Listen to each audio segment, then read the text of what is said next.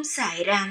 என் அன்பு செல்லமே, என்னுடைய தங்கமே, என்ன சாய் இப்படி சொல்கிறார் என்று உனக்கு கோபம் வரும். அப்படித்தான் ஒரு செய்தி. தங்கமே, பயப்படாதே. எல்லாம் உன் வாழ்க்கைக்கான செய்திதான்.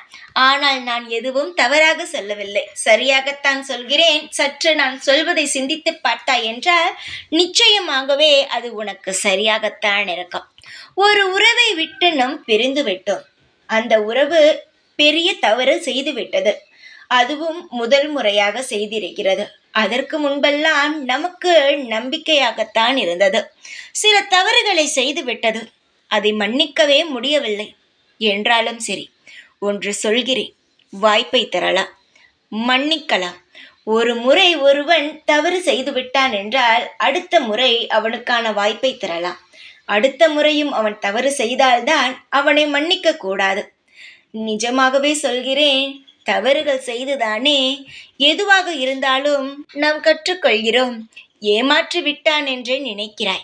நிச்சயமாக சொல்கிறேன், ஒரு வாய்ப்பை கொடு.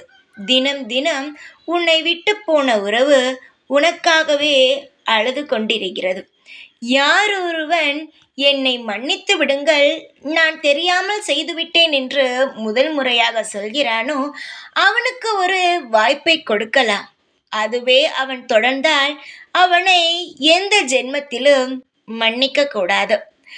மன்னித்தால் நாம் நிச்சயமாகவே நல்ல மனிதர்களாகிறோம்.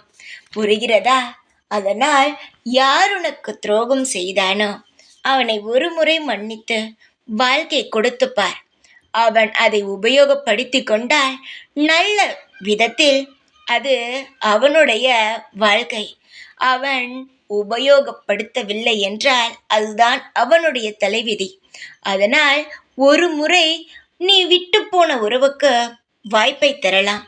ஆனாலும் ஒன்று சொல்கிறேன், இதற்கு முன்பு வைத்தாயல்லவா முழுமையான நம்பிக்கையை, அது மாதிரி வைக்காமல் நீ வாய்ப்பை மட்டும் கொடு.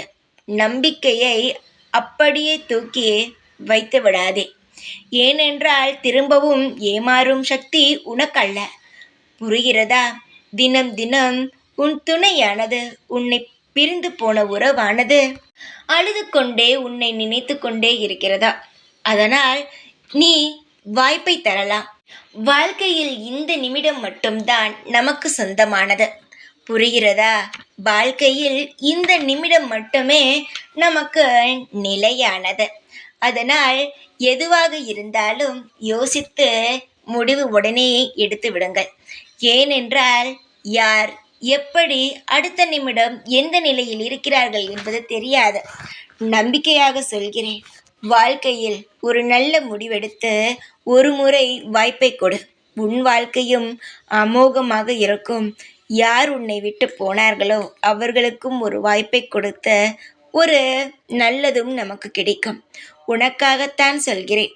நீயும் அழுது, உன் துணையும் அங்கழுது. எதற்கு இவ்வளவு கஷ்டம்? தைரியத்துடன் முடிவெடு. எல்லாம் நல்லது நடக்கும்.